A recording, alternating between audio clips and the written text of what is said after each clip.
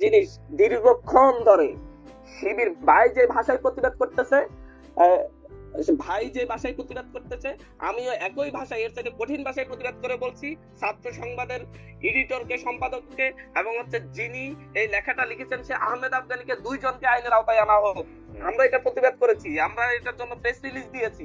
তারপরও উনি কেন যে ছাত্র শিবিরের কথাটা নিয়ে আজকে 10 মিনিট উনি মানে এই ব্যাপারটা তো আমি তো তোমাদেরকে ভালোবাসি, তো মাসুদ ভাই ভালোবাসি, প্রশ্নবান্ধিক ছিলেন আমি জানি না।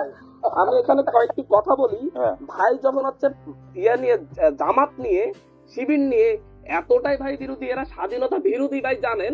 2018 সালে জামাত নেতারাও ধানের মার্কায় নির্বাচন করলেন, ভাইও ধানের মার্কায় নির্বাচন করলেন। সেদিন যদি ভাই বলতেন জামাত নেতারা যে মার্কায় ইলেকশন করতেছে আমি সেই মার্কায় ইলেকশন করবো না, আমি আজকে বলতাম হ্যাঁ জামাতরা 2018 সালেও স্বাধীনতা বিরোধী ছিল। একটা কথা বলি,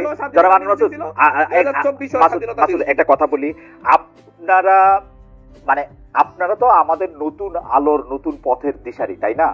আপনারাও যদি একটা কাজ কেন করতেছেন, এটা করতে গিয়ে ওই আওয়ামী বিএনপি মার্কা ওই তুলনায় করেন যে আপনারাও করছেন এইটা দিয়ে আপনাদের, আমি আপনাকে একটু প্রশ্নটা একটু এক্সটেন্ড করি। আপনারা যে রাজনীতির মধ্যে যাইতেছেন, আমি বাংলাদেশের এই রাজনীতি দিয়া গত 30-32 বছর যতদিন পর্যন্ত এগুলো আমি অবজার্ভ করি, দেখছি যে আওয়ামী বিএনপি যে পথে হাঁটতেছে আপনারা এই একই পথেই হাঁটতেছে, ওইটারই আপনারা রাজনীতি মনে করছেন।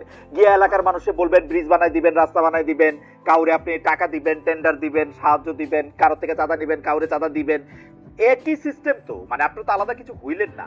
ফজলু ভাইরা যেটা আমরা যেটা সিস্টেমে আমরা আগাচ্ছি, আমরা যেটা কাউকে এটা দিব সেটা দিব, ছাদা নিচ্ছি, এরকম কোনো কিছুতে আমাদের সাথে সম্পৃক্ততা নেই। আমি কয়েকটি কথা বলতেছি, আসলে ওই ধারণাগুলা থেকে আমি জাস্ট বলছি কথাই এক কাজে আরেক। আমি বলছি কথাই, হ্যালো জি আমরা শুনতে পাচ্ছি। আমি বলতে চাচ্ছি কথাই এক কাজে আরেক, এই জায়গা থেকে আমি বের হয়ে আসতে চাচ্ছি। আমি বলতে চাচ্ছি আমাদের যারা কথাই যেটা বলবে কাজেও সেটা হবে। আমরা একই ভাবে আমরা মনে করি যে যারাই 54 বছর পরে স্বাধীনতার পক্ষ বিপক্ষে শক্তি থাকা যাবে না, যারা এখন এই সময়ে স্বাধীনতা বিরুদ্ধে অবস্থান নেবে তাদেরকে আইনের আওতায় আনা হবে, পার্সন টু পার্সন ধরে। কিন্তু আপনি সমগ্র গোষ্ঠীকে আমরা এখানে একটা কাটা আনতে চাচ্ছি না একজনের কথার জন্য। আমি এখানে কয়েকটি কথা বলছি যে আজকে বিএনপি 31 দফা দিয়েছে, অনেক প্রশংসা করছে, এটা আমাদেরও যে সংস্কারের দাবি সেই সংস্কারের সাথে অনেকাংশে মিল আছে। কিন্তু আজকে আমি একটা কথা বলি যে 2018 সালে আওয়ামী লীগ রাতের ভোট করেছে। সেই রাতের ভোট করার পরে সেই সংসদে, রাতের ভোট বলে সেই সংসদেই বিএনপির নেতারা শপথ গ্রহণ করে প্রায় 4 বছর সংসদে ছিলেন। আমি একটু বলছি আপনারা বিএনপির সমালোচনা কেন করতেছেন? মানে বিএনপির কাজের সমালোচনা। আজকে যদি বিএনপি বলে বিএনপি 19 সালে ইলেকশনের পরে সংসদে 5 জন বসে 5 বছর আন্দোলন করার ফলেই 24 সালে এরকম একটা পজিশন হয়েছে, যে পজিশনের মধ্যে আপনি এটা করতে পারছেন। আমি নীতির জায়গা থেকে বলছি, ওনারা কি পজিশন তৈরি করছে আমি জানি না। ভাই বলছেন যে প্রতিবারই ওনারা বীজ বপন করেন, গাছের চারা লাগান, গাছ বড় হয়, ফসল ফাঁকে, কিন্তু প্রতিবারই একবারও ওনারা সেই ফসল কেটে আনতে পারেন নাই। না ফসল এইবারই পাকছে, উনি বলছেন ফসল এইবারই পাকছে। ফসল পাকতে 16 বছর লাগে না। সেই 2013 সালে কোন ফসল পাকতে নিশ্চয়ই 16 বছর লাগে। 2013 সালে বেগম জিয়ার বাসার সামনে 2টা করে 4টা টাক সরাতে পারলে সেই দিনই ফসল কেটে ঘরে তোলা যায়। সেটা তো আপনি সেই দিন ঢাকা শহরে তো নেতারা পারে না। আমার মনে হয় যে যারা মাসুদ আপনি কথা শেষ করেন। আন্দোলন হয়েছে, আপনি ফসল না পাকলে কেন আপনি 150 দিন কেন অবরোধ পালন করছেন? তাহলে ফসল না পাকলে কেন আপনি এটা? আমি বলছি যাতে ফসল কাটার জন্য যে তারুণ্য শক্তি প্রয়োজন ছিল, সেই তারুণ্য শক্তির সার্ভটা আমরা করতে পেরেছি। আমরা সেই জায়গায় আমাদের মুরব্বীদেরকে কিভাবে ফসলটা কাটতে হবে সে পরামর্শটা আমরা ওনাদের কাছ থেকে এটাতে আমি শুধু আপনার একটা কথা বলি যে আওয়ামী লীগ কিন্তু কোন রাজনৈতিক সরকারকে, কোন রাজনৈতিক আন্দোলনকে মাঠে দাঁড়াতে দিছে কিনা সেটা আপনারা দেখবেন, এবং আপনারা এটা খুব ভালো করে জানেন। আপনারা কিন্তু রাজনৈতিক আন্দোলন করেন নাই রে ভাই, আপনারা কিন্তু রাজনৈতিক আন্দোলন করেন নাই, আপনারা চাকরি আন্দোলন করছেন, রাজনৈতিক আন্দোলন করতেন না করতেন ওই সময়। এর বিরোধিতা করছি। আজকে এখানে যারাই আমাদের সরকারে আছে এবং আমি সহ আপনি দেখবেন 2024 সালে ভাই একটু বলেন, একটু আমি সহ আমাদের যারা নেতৃবৃন্দ এই আন্দোলনের নেতৃত্ব দিয়েছে, আমরা শুধুমাত্র এই 24-এ এসে এই আন্দোলন করেছি তা না। সেই 28 অক্টোবর পল্টন ময়দানে আমরাও টিয়ার গ্যাস খেয়েছি। 2024 সালের 6 জানুয়ারি ঢাকা শহরে একটা মাত্র মিছিল হয়েছে, সেটা আমাদের নেতৃত্ব হয়েছে আওয়ামী লীগের 7 জানুয়ারি ভোটের বিরুদ্ধে। আপনারা কারা? আমরা সেদিন গণতান্ত্রিক ছাত্র শক্তি সহ, আমাদের তখন একটি সংগঠন ছিল গণতান্ত্রিক ছাত্র শক্তি সহ, আর বিশ্ববিদ্যালয়ে আরো কিছু ক্রিয়াশীল সংগঠনকে নিয়ে আমরা সেদিন মার্চ করেছি শাহবাগ অভিমুখে।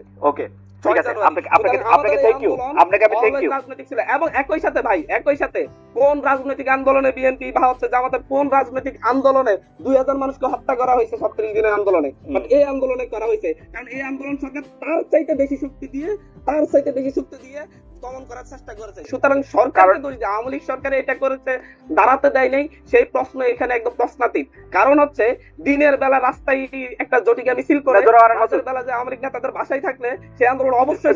জানাব আনান মাসুদ, আপনি বোধহয় একটু কিছু বাস্তবতা বোধহয় একটু আপনি দূরে সরতেছেন। যে এই যে আওয়ামী লীগের বিরুদ্ধে যে আন্দোলন জুলাই আগস্ট মাসে হয়েছিল সেটাকে অরাজনৈতিক রূপ দেওয়ার চেষ্টা আপনাদেরও ছিল, আমরা যারা আপনাদেরকে সমর্থন করেছিলাম তাদেরও ছিল। সেই সময় এটাকে যে রাজনৈতিক রূপ দেওয়া যাবে না, কোনোভাবে এটা সে রাজনৈতিক সংশ্লিষ্টতা করা যাবে না, সেটা আপনারাও বারবার বলেছেন। এখন এটাকে রাজনৈতিক আন্দোলন বলতে চাইলে এটা একটা অন্যরকম মানে হয়। আপনি শেষে আবার 1 মিনিট বলবেন, আমরা 1 মিনিট একটু জাস্ট ফজলু ভাইকে শুনে আসি। যে আমরা ফজলু ভাই, আমি আপনার কাছে একটা প্রশ্ন করেছিলাম যে আপনি ওদেরকে এত নিন্দামন্দ করেন, কিন্তু কোন সময়টা আসলে বাংলাদেশে স্বাধীনতার চেতনা দিয়ে পরিচালিত হয়েছে একটা সময় যদি আমাদের বলতেন। আমি মাসুদকে আমি ধন্যবাদ জানাবো একটা ব্যাপারে, যে 18 সনে আপনি ধানের শীষ নিয়ে ইলেকশন করছেন, জামাতও ধানের শীষ নিয়ে ইলেকশন করছে। আপনি কেন সেদিন আপনি জামাতের সঙ্গে একই মার্কা নিয়ে ইলেকশনে? ওর এই কথাটার জন্য ওকে আমি ধন্যবাদ দিব। আমি যদি না করতাম তাহলে ভালো হতো, তাইলে আমার নীতিগত অবস্থানটা আরো শক্ত হতো। কিন্তু মাসুদকে আমি বলতেছি, ধানের শীষ মার্কাটা কিন্তু জামাতের না, ধানের শীষ মার্কাটা বিএনপির। এই মার্কার তলে কিন্তু তাদের কোনো মার্কা ছিল না। তাদের যে দাঁড়িপাল্লা মার্কা সেদিন হাসিনারা দেয় নাই, আমাদের মার্কার তলে জামাত আইসা আশ্রয় নিছিল, শেল্টার নিছিল। সেই শেল্টার মাস্টারকে যেদিন 5ই আগস্ট ঘটলো, মাসুদ স্বীকার করুক আর না করুক, জামাতের যে অফুরন্ত অবৈধ আকাঙ্ক্ষা, স্বপ্ন যে একা ক্ষমতা দখল করবে ওই আমাদের ছেলে পেলেদেরকে নিয়ে কইরা তারা তাদের মতো করে রাষ্ট্র চালাবে, বিএনপি কে বনি সদর বানায় ফেলবে, এবং বিএনপি হইল 2 সাপের 1 বিষ নৌকা, ধানের শীষ হয়ে যাবে। এইটা জামাত কিন্তু প্রথম দিন থেকে করার পরে আজকের বাংলাদেশটা এত অন্ধকার হয়ে গেছে। আমার মুখ দিয়ে এত কিছু কথা বের হচ্ছে, এই কারণে আমি জামাতের অন্যায় আকাঙ্ক্ষাকে চরিতার্থ করার জন্য রাষ্ট্র ক্ষমতায় আজকে এই জামালে গুলো লাগছে। মাসুদরা যেটা করে, এটা মাসুদরা একটা দল করুক, আমার বাবারা একটা দল করো সুন্দর করিয়া, এবং তোমরা মানুষকে বুঝাও কোন পথে তোমরা যাবা। তো তোমরা যদি মেজরিটি হও, আমি আগের থেকে তোমাদেরকে অভিনন্দন জানায় রাখলাম, এই ব্যাপারে কোনো আমার ডিফারেন্স নাই। আর আপনি যে বলছেন যে 1 মিনিট আমাকে দিলেন যে কোন সময়ে মুক্তিযুদ্ধের পক্ষে জিনিসটা মানে সময়টা ছিল, সেই সময়টা হলো 10ই এপ্রিল থেকে 16ই ডিসেম্বর 1972, মানে মোটামুটি ভাবে। হ্যাঁ, 10ই এপ্রিল 1971 সাল থেকে, 10ই এপ্রিল 1971 সাল থেকে, 71 না, 10ই এপ্রিল 1972, মুক্তিযুদ্ধের পরের কথা বলছি আমি। ওকে, থেকে 4টা এবং আলটিমেটলি 16ই ডিসেম্বর পর্যন্ত মানে ওই পথে, মুক্তিযুদ্ধের পথে দেশটা চলছিল। কেন? তখন 309 ঘন্টা বিতর্ক করে বাংলার শ্রেষ্ঠ সন্তানেরা, আবারও বলছি বাংলার শ্রেষ্ঠ সন্তানেরা, বাংলার শ্রেষ্ঠ সন্তানেরা একটা সংবিধান করছিল, যেটা পৃথিবীর শ্রেষ্ঠ সংবিধানের একটা হিসাবে পরিগণিত হইতো। পরে এটা নষ্ট হয়েছে।